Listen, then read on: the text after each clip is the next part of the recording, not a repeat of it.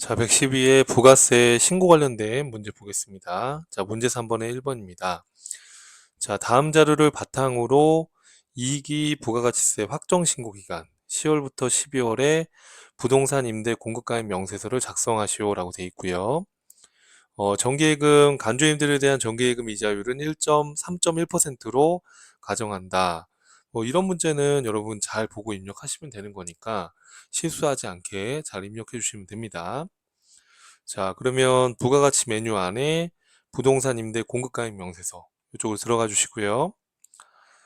자, 기간이 언제부터 돼 있어요, 여러분 보니까.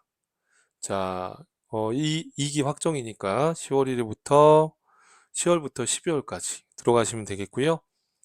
자, 문제 보시면은 자, 지금 동수, 충수, 호수가 나와 있고, 자, 밑에 보니까 삼정테크라는 거래처한테 지금 우리가 어, 임대를 놓은 거죠. 자, 2023년 11월 1일 날 최초로 임대 개시를 이렇게 했고요. 올해 10월 말일까지 계약이 종료됐는데 계약이 갱신됐네요. 그 다음 날짜로 해서 보증금이 좀 올랐죠. 자, 이거를 이제 입력을 해야 됩니다. 자, 월세와 관리비는 모두 정상적으로 생계해서 발급을 했고요. 간주임대료에 대한 부가가치세는 임대인이 부담하고 있다. 이렇게 돼 있어요. 자, 이거는 특별하게 여러분 이건 뭐 큰 의미는 없어요. 그죠? 우린 부동산 임대 공급가액 명세서만 작성하면 되는 것이기 때문에 요 밑에 점은 참고사항이라고 보면 되겠습니다.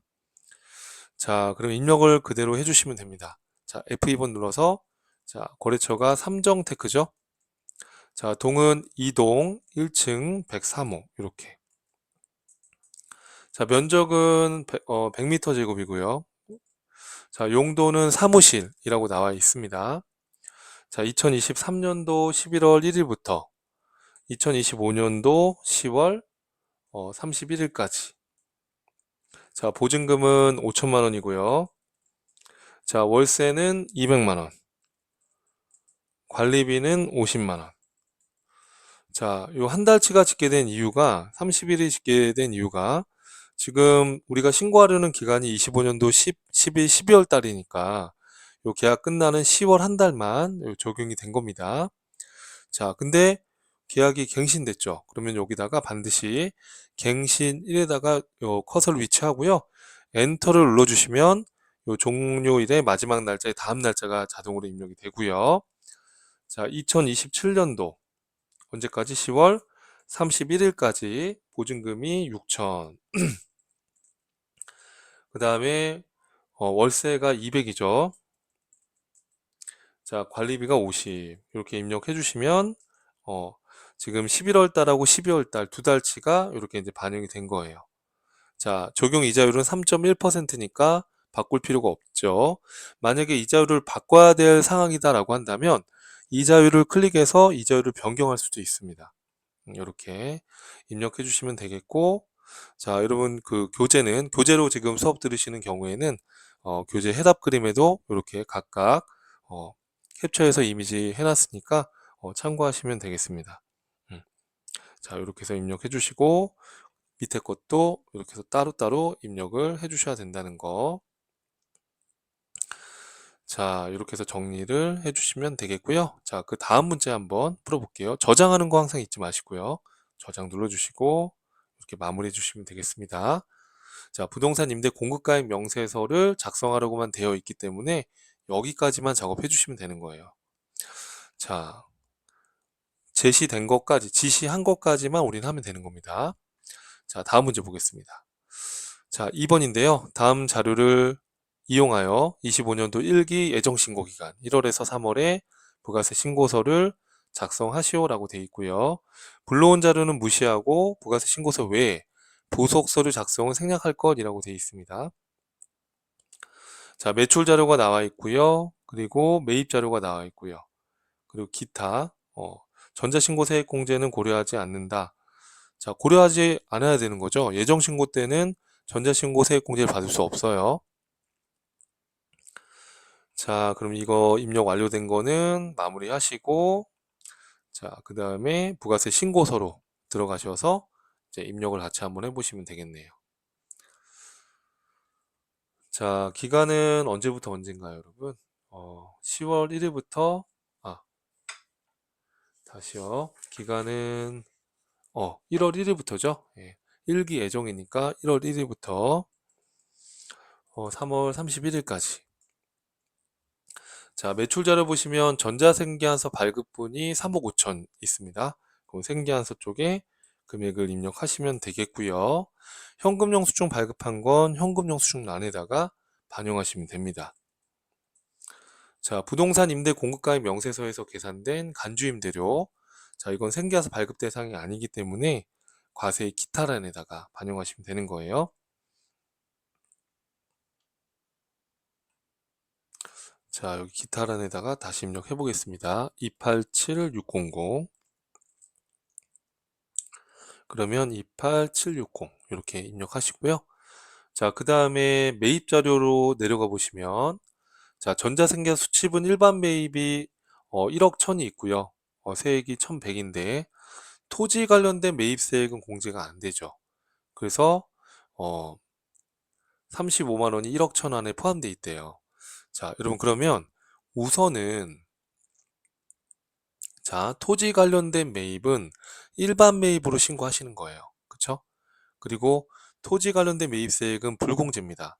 그래서 불공제는 생계한서와 공제받지 못할 매입세액에 같이 들어가는 겁니다.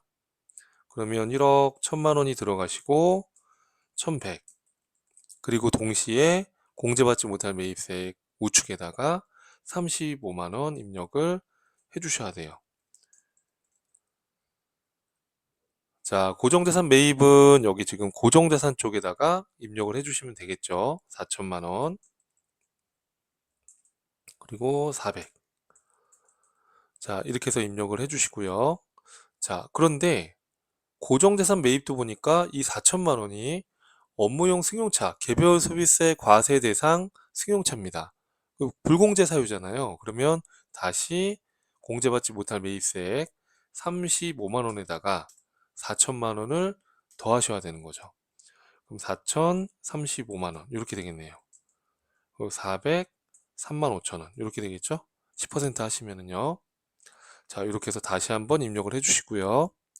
자, 그 다음에 신용카드 일반 매입이 5천에 500이 있습니다. 근데 이 중에 접대 관련된 카드 매입이 있네요. 접대와 관련된 건 공제가 안 되죠. 근데 생계한서가 아니기 때문에 신고서에 아예 반영 안 하시면 되는 거예요. 그래서 그 밖에 공제 매입세액 쪽에 신용카드 쪽에 일반 매입에다가 4,500만 원만 입력을 하셔야 되는 거예요. 우리가 공제받지 못할 매입세액이라는 것은 어, 우리가 매입에 불공으로 입력하는 것은 생계한서 받았는데 공제가 안 될 때 매입에 불공으로 해서 여기 생계한서와 동시에 반영을 해주는 거예요. 공제받지 못한 매입세액에. 근데 증빙을 생계한서가 아닌 신용카드로 했다 그러면 아예 신고서에 반영을 안 하는 거예요. 그러니까 이런 신용카드나 현금영수증 받았는데 공제가 안 된다 매입세액이, 그러면 일반 전표에다가 반영을 하는 거예요. 즉 신고서에 아예 들어갈 필요가 없는 겁니다. 이걸 많이 헷갈려들 하시는데요. 이렇게 해서 정리를 꼭 잘 해주시고요. 자, 그러면 자, 그 밖에 공제 매입세액에는 500만 원, 접대 관련된 거 제외하고 4,500만 원에 450만 원만 입력을 하시면 되는 겁니다. 자, 그리고 예정신고이기 때문에 전자신고 세액공제는 고려하시면 안 되고요. 자, 그리고 가산세가 있다는 얘기가 없죠. 그죠? 이렇게 입력을 완료해 주시면 되는 겁니다. 자, 그래서 교재 해답에도 요 해답 그림을 또 캡처해 놨으니까 그 해답 그림 참고해서 반복해서 연습해 주시기를 꼭 부탁드리겠습니다. 자, 그래서 그렇게 정리를 해 주시면 되겠고요. 자, 저장 누르시는 거 잊지 마시고요. 자, 그 다음에 다음 문제로 가볼게요. 자, 전자신고하는 게 또 나왔네요. 1기 확정 전자신고를 해라 이렇게 되어 있습니다. 자, 우선은 부가가치세 신고로 들어가 주시고요.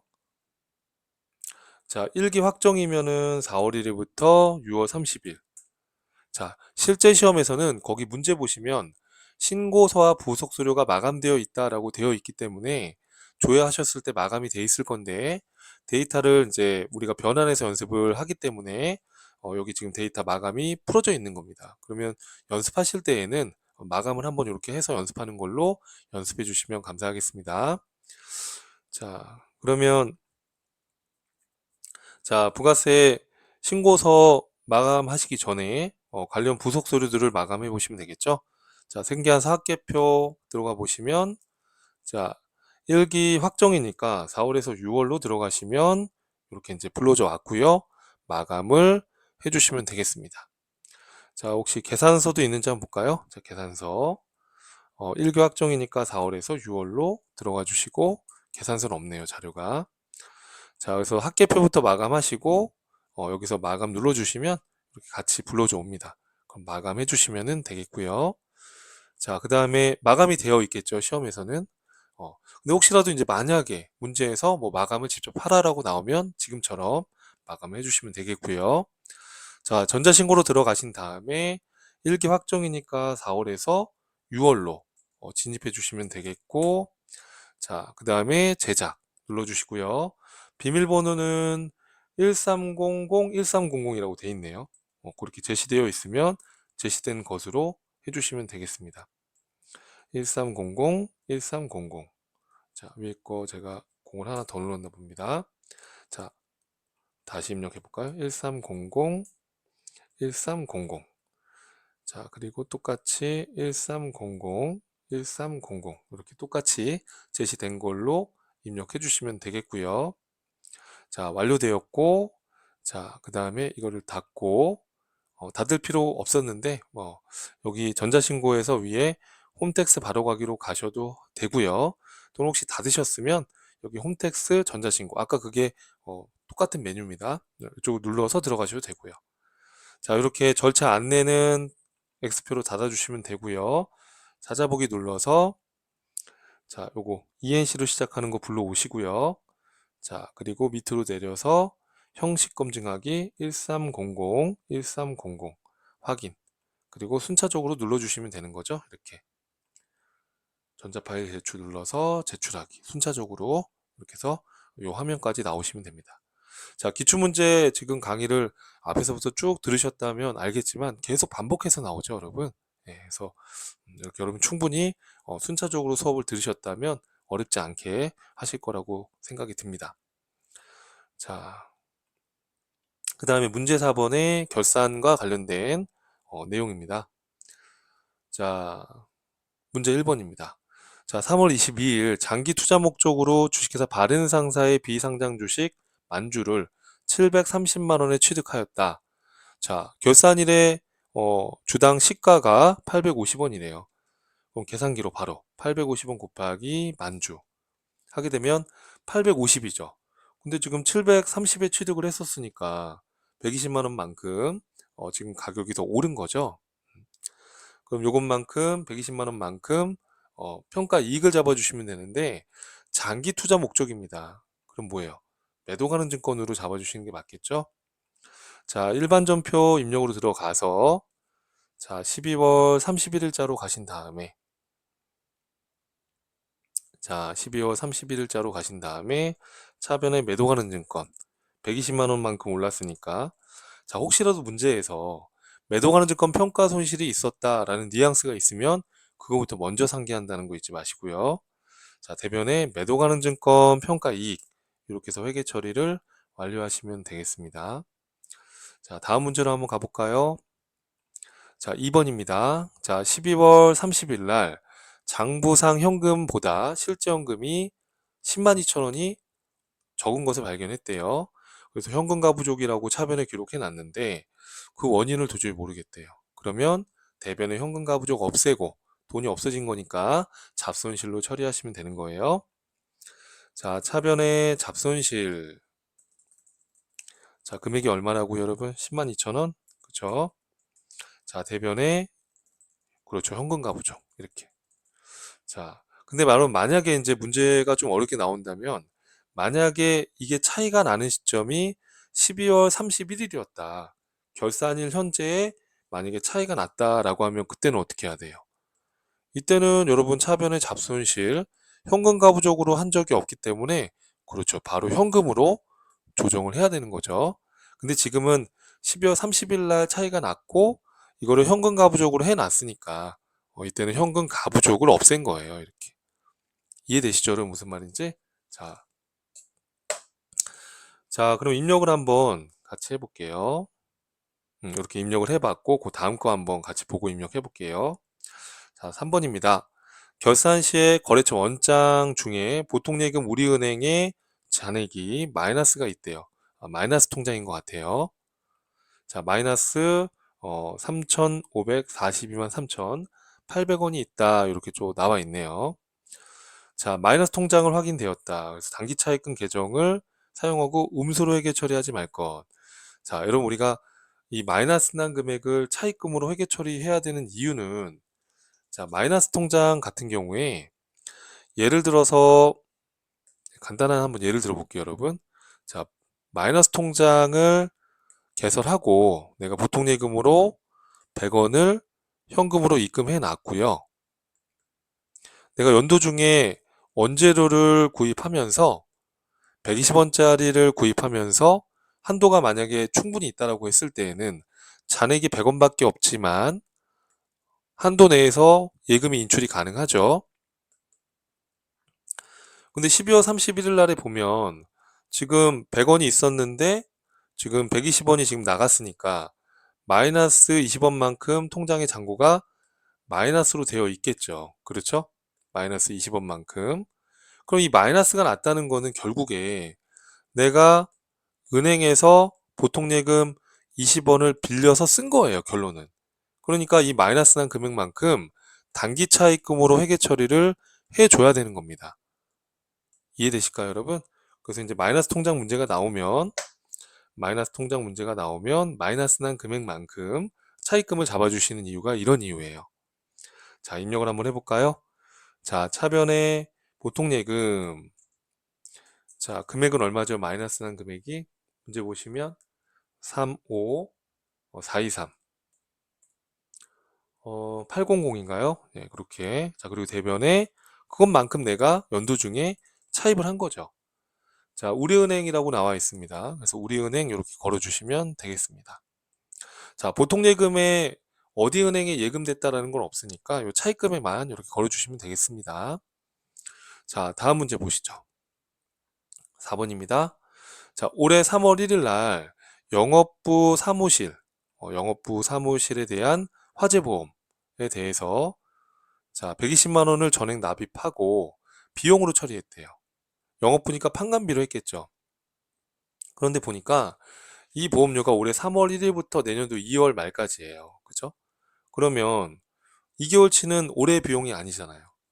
1년에 120이면 한 달에 10만 원이라는 얘기니까 내년도 2개월치 20만 원은 올해 보험료로 처리하시면 안 되는데 보험료로 처리가 되어 있으니까 기말에 수정분계를 하는 겁니다. 자, 어떻게 하면 되겠어요, 여러분? 내년도 비용을 우리 뭐라고 하죠? 그렇죠. 성급 비용. 그래서 비용을 이연시켜 주시는 거예요. 20만 원만큼. 자, 그리고 대변에 그렇죠. 올해 처리한 보험료 비용을 취소시켜 주시면 되는 거예요, 이렇게. 이해되시죠, 여러분? 자, 이렇게 해서 수정 분계를 해주시면 되는 겁니다. 자, 그 다음에 문제 5번이에요. 자, 퇴직금은 우리가 결산자료 입력을 통해서 우리가 자동으로 분계 생성이 가능하죠. 자, 주의하실 거는 퇴직금 추계액이라는 건 회사가 기존에 잡았던 퇴직금까지 포함해서 누적으로 퇴직금 추계액을 계산하는 거예요. 무슨 얘기냐면 자, 올해 말에 25년도 12월 말에 생산부 직원들이 다 퇴사한다라고 했을 때 추정한 퇴직금 추계액이 3억입니다. 근데 이 3억은 과거에 잡아놨던 퇴직급여 충당부채까지 포함해서 우리가 추정을 하는 거예요. 누적으로. 그런데 지금 설정 전에 올해 퇴직급여 충당부채를 설정하기 전에 퇴직급여 충당부채 잔액이 6천이 잡혀 있대요. 쉽게 생각해서 퇴직금 추계액, 단기말 퇴직금 추계액 3억 안에는 이 6천이 이미 포함되어 있는 거예요. 이해될까요, 여러분?